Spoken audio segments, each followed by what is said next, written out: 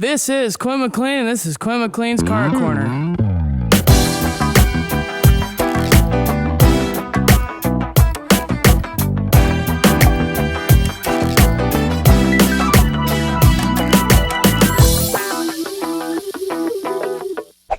Today we're going to be talking about the GM 6.2 liter diesel. So what happened before that? Probably almost all of us that is included in the Redneck Newscast. What happened before we were born? That was the fuel crisis, or the oil crisis, it's also been known as.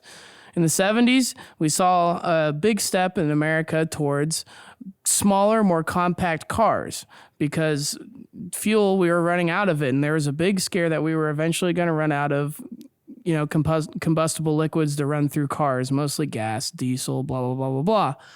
So this is what we decided to come out with in the pickups.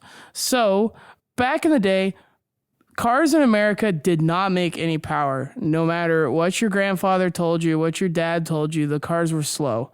We had a Chevrolet 350 making legitimately 150 horsepower from the factory. Now, I realize you put a different cam, you put different heads in it, you put a different carburetor, remove all the vacuum lines. Yeah, then you make a horsepower per cubic inch. But from the factory, which, let's be honest, probably a good 85% of people don't ever fucking do.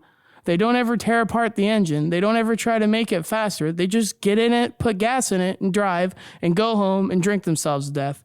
So we came out with a diesel alternative because we realized the cost of gas in these pickups, getting 8-9 miles to the gallon and not having any fucking power, well, you might as well save money on fuel. And that's when the 6.2 came out. It was one of the first engines that was offered in the U.S. market as far as pickups go as a diesel option. And what that included was an indirect injected engine. Now, when I say indirect injection, also known as IDI, there's a couple engines here in the U.S. that use that kind of system. The 6.2, the 6.5, and the 6.9, and then also the 7.3 pre-Power Stroke. There's a 7.3 turbo IDI. There's also 7.3 just naturally aspirated IDI. Same with the 6.9 Ford. Another one of my favorite engines. And then also at the 6.5, those naturally aspirated, later turbocharged. They'll use all the way up to the late 90s. I think it was 99 was the last year. If not, there was a break. And then, the Duramax. But when I mean indirect injection, what exactly is that? And hopefully they'll show a little picture of it up here. Basically, there's a pre-combustion chamber. Fuel is injected, put in a little bowl, I would say, and then the valve opens and sucks it in and fires. And that's why they're so efficient. Another thing is that the NA motors, super high compression ratio. That's why they called the 6.2 a fuel pincher V8, because it's literally 21 or 22.5 to 1 compression ratio. And if you know anything about engines, that's fucking tight. I mean, we're talking high compression, drag racing motors that burn alcohol are maybe 15, 16 to 1. It's fucking nuts. So when you say 21.5 to 1, that's fucking tight. When they first came out from 81 to 82, weren't super reliable. They had some engine issues, mostly cracking blocks and stuff, but I couldn't figure out fucking why when it's 21.5 to 1 compression. You know what I mean? So 83 was the more desirable year, also known as the Red Block series. So what did you get when you bought a 6.2? Well, you got anywhere from 120 to 135 brake horsepower and about 300 plus foot-pounds of torque. Doesn't sound like a lot, but you got to remember from the time, a 350 only made 150 horsepower, not even that much foot-pounds of torque. But the 6.2 got 2 to maybe 3 times the fuel economy. And I can attest to this. Me personally, I had a half-ton. It was a C10, so it was a 2-wheel drive paired with a 700 R4 automatic overdrive. And I swapped in, I think it's 320 something, 323. I'm tired. You got to give me a break here. 323 rear ends out of a Suburban. And it averaged 22 miles to the gallon out of a half-ton pickup.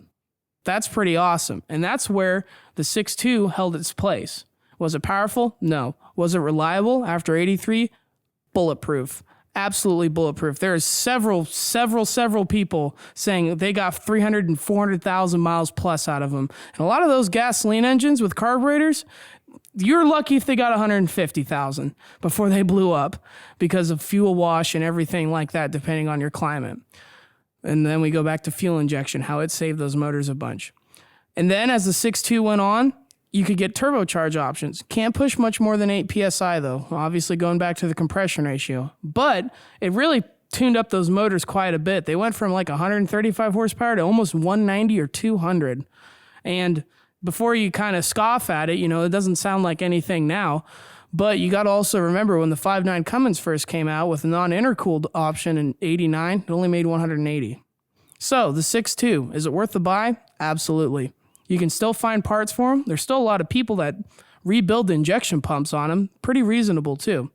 So if you find a 6.2, give it a checking out. That's obviously a word.